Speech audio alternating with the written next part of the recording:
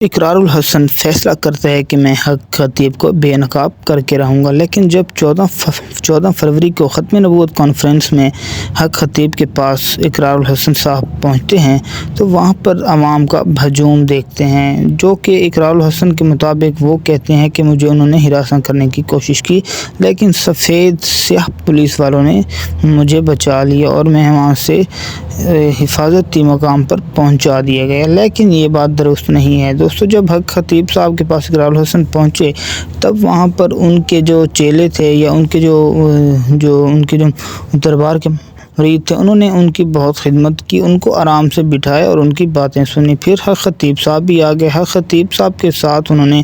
بہت دیر تک اقرار الحسن صاحب نے باتیں کی۔ اقرار الحسن صاحب نے کہا کہ یہ جو آپ نہ کر رہے ہیں یہ اچھی بات نہیں ہے۔ اقرار الحسن نے کہا کہ آپ ہمیں کلمہ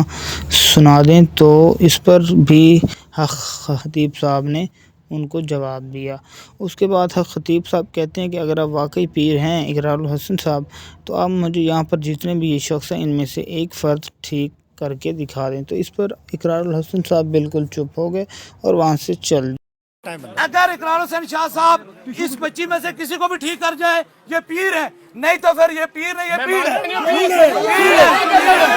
ہے۔ اقرار الحسن صاحب اپنے اگلے شو میں کہتے ہیں کہ وہ اب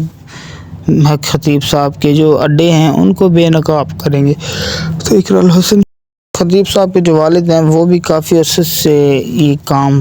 سر انجام دے رہے تھے۔ اب ان کی وفات کے بعد ان کے بیٹے سجادہ نشین جو ہیں خطیب صاحب، وہ اپنے بلاوڑہ شریف اور راولپنڈی میں ایک ان کا دوسرا مزار ہے، ان میں بھی وہ کام سر انجام دیتے ہیں، جو کہ ان کا کہا جاتا ہے کہ وہ رات کو سوتے نہیں ہیں۔